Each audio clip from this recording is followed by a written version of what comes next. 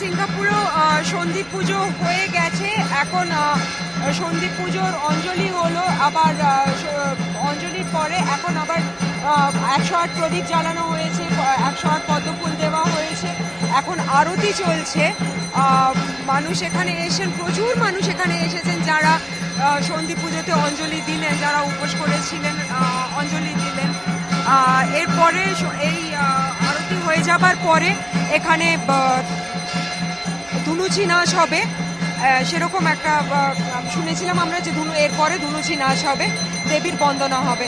এখন সন্ধ্যি পুজোর আরতি চলছে, পুজো শেষ হয়ে গেছে, অঞ্জলিও শেষ হয়ে গেছে, সন্ধ্যি পুজোর অঞ্জলি। সিঙ্গাপুরে সকাল থেকে ভোগের রান্না করছিলেন যারা মহিলারা, তারা তারপরে ভোগ দিলেন মাকে, দিয়ে সবার মধ্যে ডিস্ট্রিবিউট করে দিলেন। আর আজকে যেহেতু উইকেন্ড, যদিও সকাল থেকে বৃষ্টি হচ্ছিল, কিন্তু যেহেতু উইকেন্ড সেই জন্য প্রচুর মানুষ এসেছিলেন ভোগের জন্য, ভোগ খেতে। কুমারী পুজো হয়েছে। ইনফ্যাক্ট আগের বছর যে কুমারী হয়েছিল তার সঙ্গে আজকে আমার দেখা হয়েছে, সে আমাকে বলেছে আমি লাস্ট ইয়ার কুমারী ছিলাম। তো এই বছরে অনেকে এসেছে, কুমারী পুজোর সময়ও পুজো দিয়েছেন।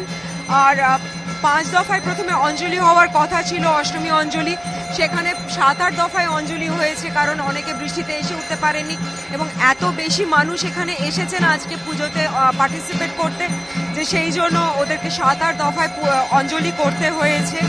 আর আজ যেমন অষ্টমীতে স্পেশাল মেনু থাকে, নিরামিষ ছিল, কিন্তু নিরামিষের মধ্যে ভাজা, সবজি, পাঁচমিশালি তরকারি, বিভিন্ন জিনিস ছিল, মিষ্টি। এখন মাকে লুচি এবং হালুয়া ভোগ দেওয়া হয়েছে, সুজি ভোগ দেওয়া হয়েছে, সন্ধ্যি পুজোর ভোগ এটা চড়ানো হয়েছে। বলতে পারো অষ্টমী বৃষ্টির ভ্রুকুটি অগ্রাহ্য করে, বৃষ্টি সত্ত্বেও, প্রবল বৃষ্টি হয়েছে আজকে সকালবেলা, তার সত্ত্বেও কারুর মধ্যে কোনো উৎসাহ উদ্দীপনা কম ছিল না। এখনও সেটা পুরোপুরি রয়েছে এই সময়, সন্ধ্যি পুজোর সময়।